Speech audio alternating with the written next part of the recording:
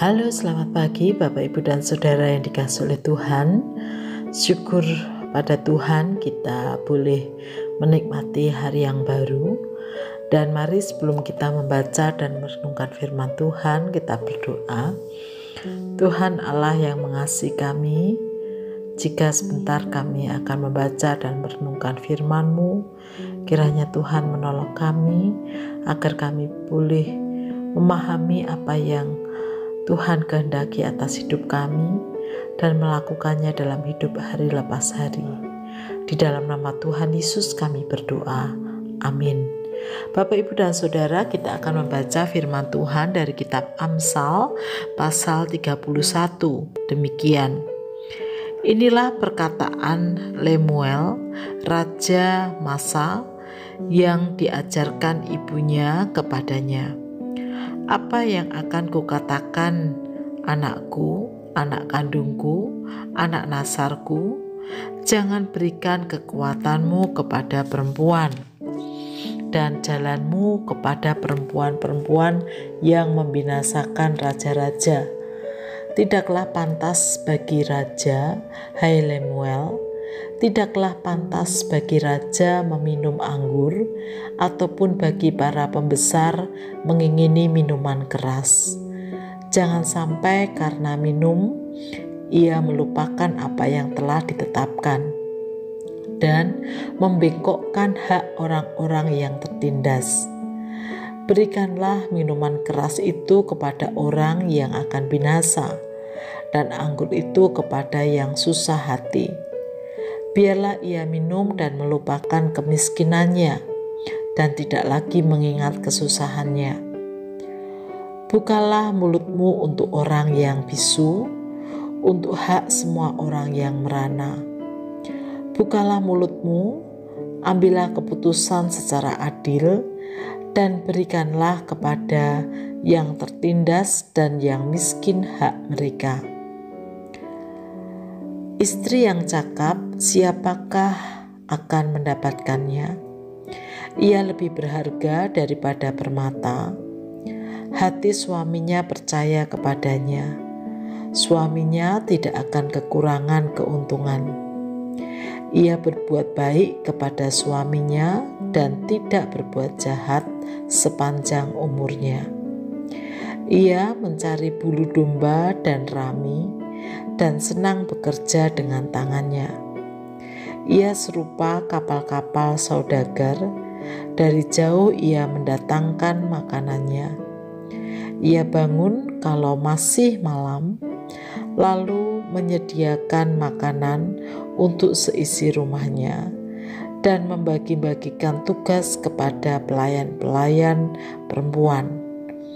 Ia membeli sebuah ladang yang diingininya, dan dari hasil tangannya kebun anggur ditanaminya. Ia mengikat pinggangnya dengan kekuatan, ia menguatkan lengannya. Ia tahu bahwa pendapatannya menguntungkan. Pada malam hari pelitanya tidak padam. Tangannya ditaruhnya pada jentera, jari-jarinya memegang pemintal. Ia memberikan tangannya kepada yang tertindas, mengulurkan tangannya kepada yang miskin. Ia tidak takut kepada salju untuk seisi rumahnya, karena seluruh isi rumahnya berpakaian rangkap. Ia membuat bagi dirinya permadani, lenan halus dan kain ungu pakaiannya. Suaminya dikenal di pintu gerbang, kalau ia duduk bersama-sama para tua-tua negeri. Ia membuat pakaian dari lenan dan menjualnya. Ia menyerahkan ikat pinggang kepada pedagang. Pakaiannya adalah kekuatan dan kemuliaan. Ia tertawa tentang hari depan. Ia membuka mulutnya dengan hikmat. Pengajaran yang lemah lembut ada di lidahnya. Ia mengawasi segala perbuatan rumah tangganya. Makanan kemalasan tidak dimakannya. Anak-anaknya bangun dan menyebutnya berbahagia. pula suaminya memuji dia.